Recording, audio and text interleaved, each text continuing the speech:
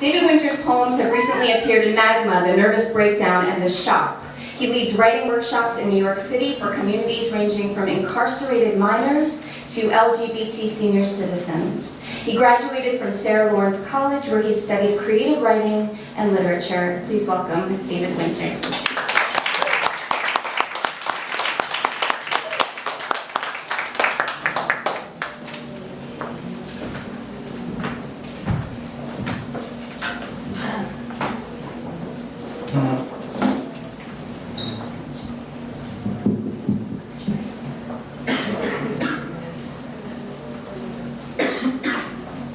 Luciano and I met as boys first, and later on as men.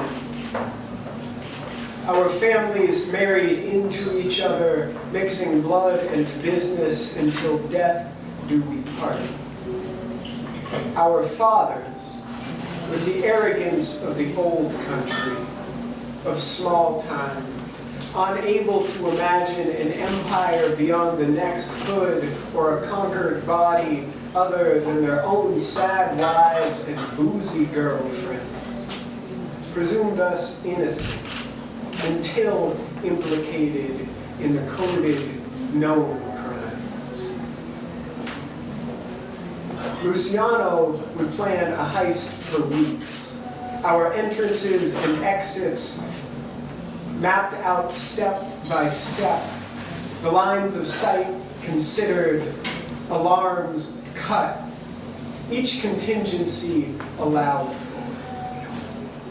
It felt like a movie when my bullet stuck in the jeweler's window, like tiny lead stars, Luce said later, cracking the city open for our hands.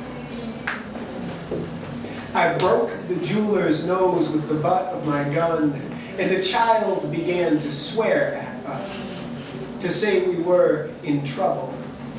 Police were coming. But a siren barely troubled the distance as our Cadillac's doors slammed. And time moved slow as foreplay when all eyes follow the gun in your hand. The mother hushed her boy and even apologized for his behavior, looking all the time like she wanted to walk out on my arm, smoothing her skirt and biting her lip, nearly unafraid as the jeweler's delicate, shaking hands shoveled diamonds by the dozen into Luciano's black bag. I dressed him in jewels that night, and for 2 weeks we made love in a safe house. When our father sent word to return to work, Luce nearly left the family.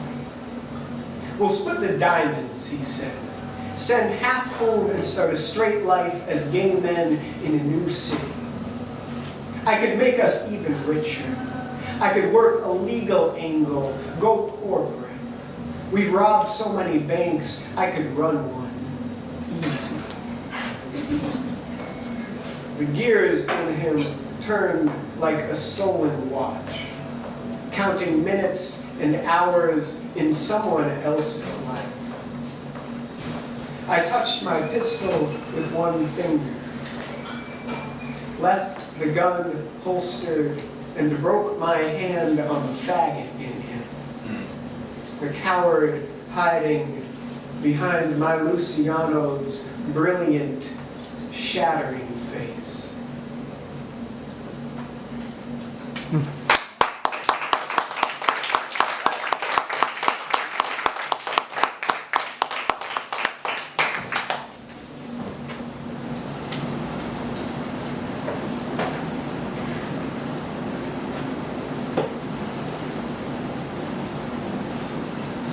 So for April, which is the cruelest month, many poets do this really masochistic thing where we try to write 30 poems in 30 days, which I am far behind on.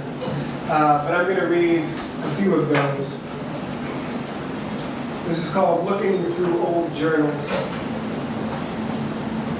The quiet insect hum which underlies and undermines all these words.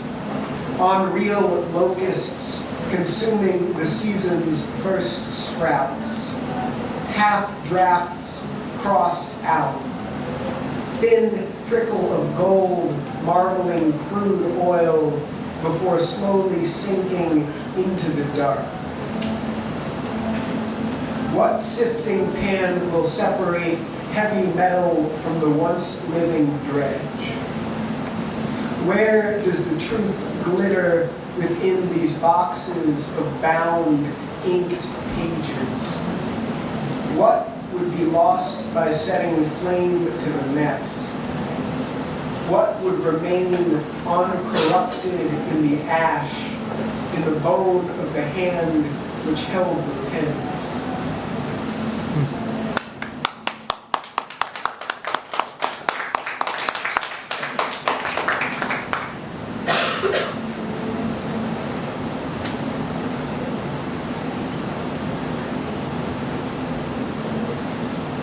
Questions I do not ask my ex-lover. Does my body interrupt your sleep? Call you from the dark into your own sweat as you still violate my slumber? Do you know that I passed the other man's home today, and he or an older, thinner man with his nose locked eyes with me in passing?